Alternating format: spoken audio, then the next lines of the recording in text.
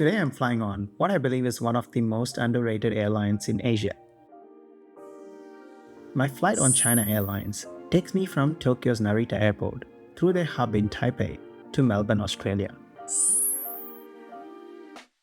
With a total flight time of 13 hours spread across their latest A321Neo and A350 aircraft, let's find out why they deserve more of your attention. Today's trip starts off at Tokyo's Narita airport. At a distance of 60 kilometers from Tokyo, it is the furthest of the two airports serving the city. For being Japan, there are multiple options to get here, including the Narita Express that I took. A one-way ticket from Tokyo costs about 3,000 yen and takes around 50 minutes. China Airlines is one of two large airlines based in Taipei, the other being EVA Air. The name means that it's most often confused with Air China or other mainland China carriers. The airline is part of the SkyTeam Global Alliance, which includes these airlines. Status with any of these airlines provides perks such as priority check-in, excess baggage, and lounge access. Despite booking a very cheap cash fare, it still came with 2 pieces of baggage up to 23 kgs each. But my main concern at check-in was my very short transit time. Because I have a very short connection in Taipei, only 1 hour. I was reassured that this wouldn't be an issue since I had booked the tickets together. So I decided to relax in my favorite spot at Narita Airport.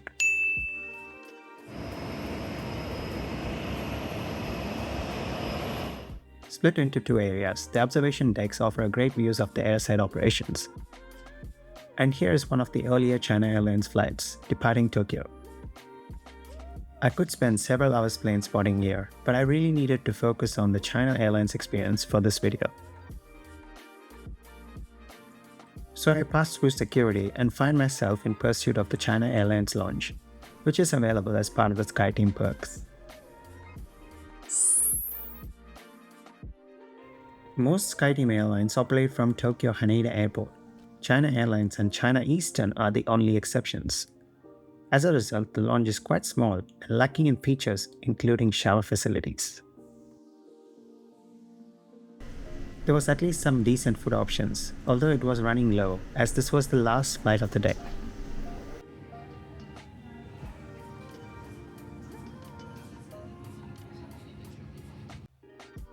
There is a separate area for China Airlines' own elite members, but most of the lounge feels like a glorified waiting room, lacking in natural light.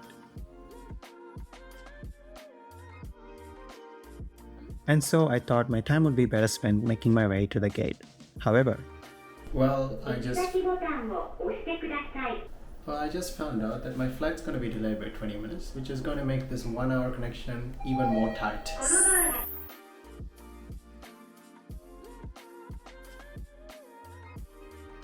Eventually, boarding began about 20 minutes later, and I walked down the air bridge to a rather futuristic looking cabin.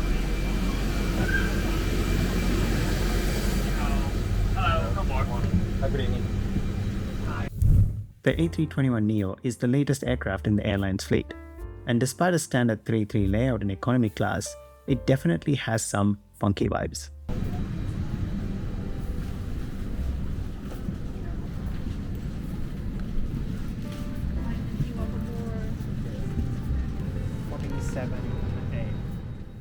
And it's not just the lighting, as the seat colors and the patterns on the walls definitely add to this.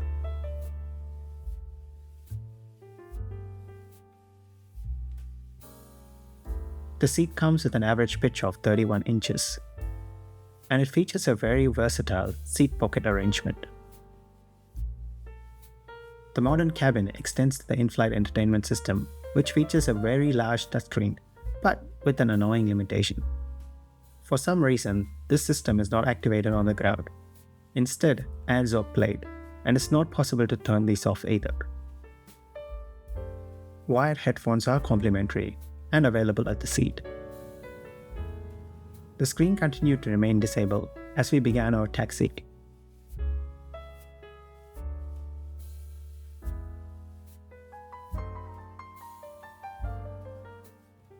Off we go to Taipei.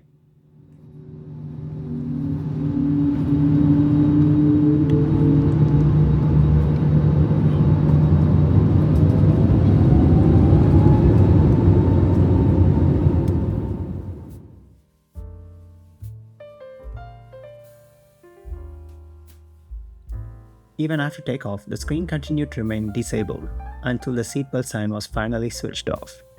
I'm not sure if this is due to some government regulation, so I'm keen to know in your comments.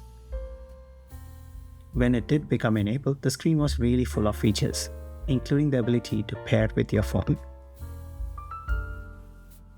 It was really smooth to use too. It came with a very decent selection of movies for a 4-hour flight.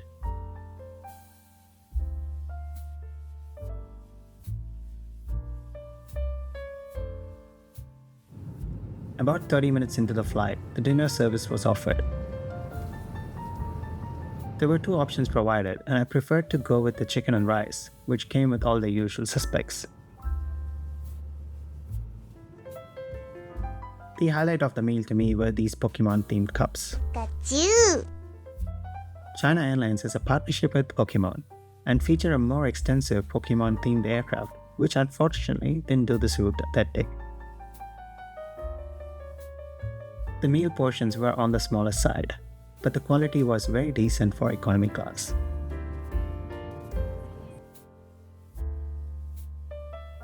It was still typhoon season in Taiwan, and as such the flight was very bumpy, so I strapped in for the rest of it, watching the Roger Federer movie.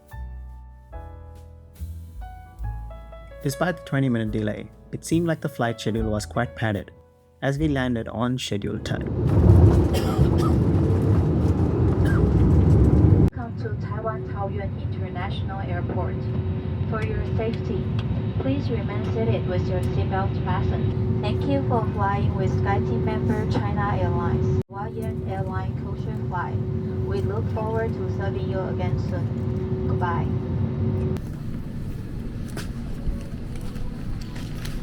Thank you. Taipei Taiwan International is the largest airport in Taiwan and is the hub for both China Airlines and EVA Air. Flight arrived into Terminal 2 and our next flight was from Terminal 1. This meant a quick dash across to find transfer security. What a very efficient transfer security. There was nobody here, maybe it's just the time of the day. In fact, it was so efficient that I even got a chance to check out the China Airlines lounge in Terminal 2.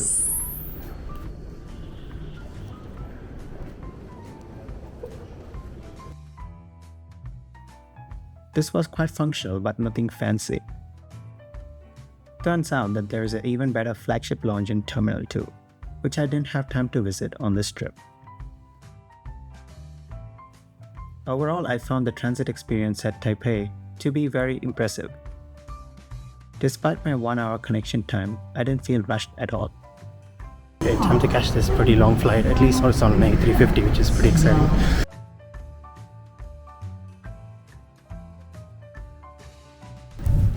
China Airlines uses the Airbus A350 on their flights to Melbourne, and they come in a 3-class configuration with 243 seats in economy class.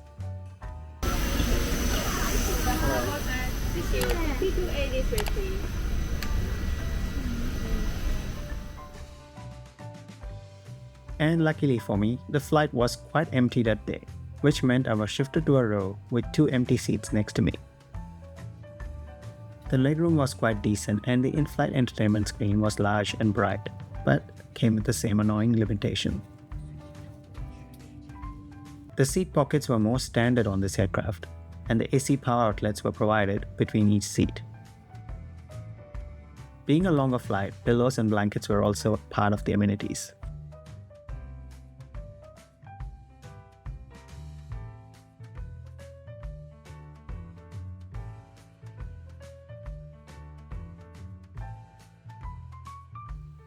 Same as last time, the screen continued to remain locked during taxi.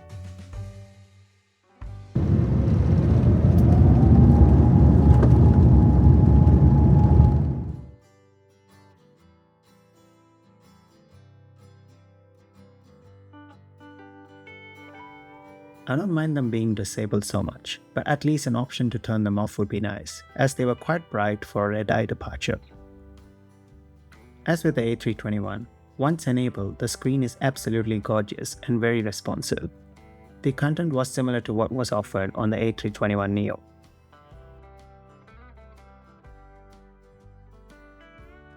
The screen also had the food menu for the flight, and these were the provided options.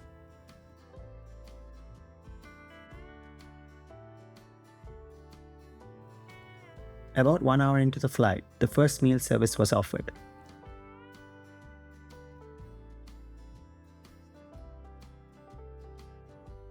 And to me, the highlight was this Chicago-themed pancake.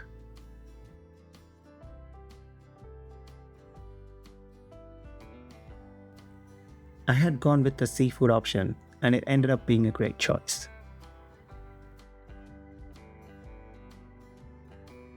No fancy metal cutlery was provided on China Airlines, but the meals were definitely of a high standard.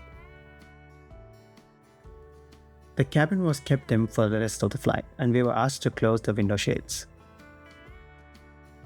The toilets were the standard ones on the A350, and all I can say is that they were very clean. Having the whole row to myself meant that I had a pretty good sleep during the flight. In fact, I only woke up when the cabin lights came up for the breakfast service. I got the combo of the scrambled eggs with the chicken sausage.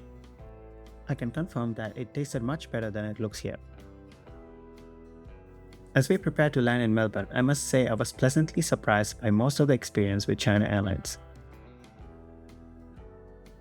Firstly, both the aircraft that I had traveled on were relatively new and offered modern cabins with very futuristic lighting. The cabin crew on this flight were really professional and attentive.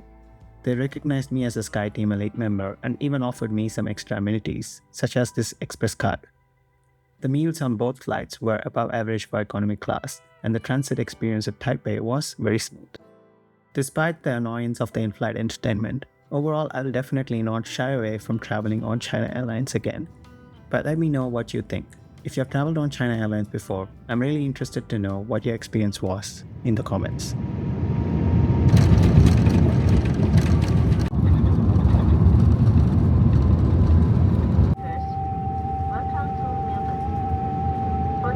Thank you for flying SkyTeam member China Airlines and Qantas Airways cultural flight. We look forward to serving you again soon. Goodbye.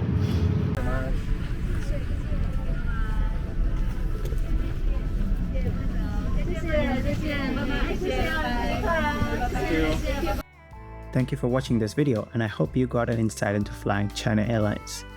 I look forward to taking you on another travel adventure very soon.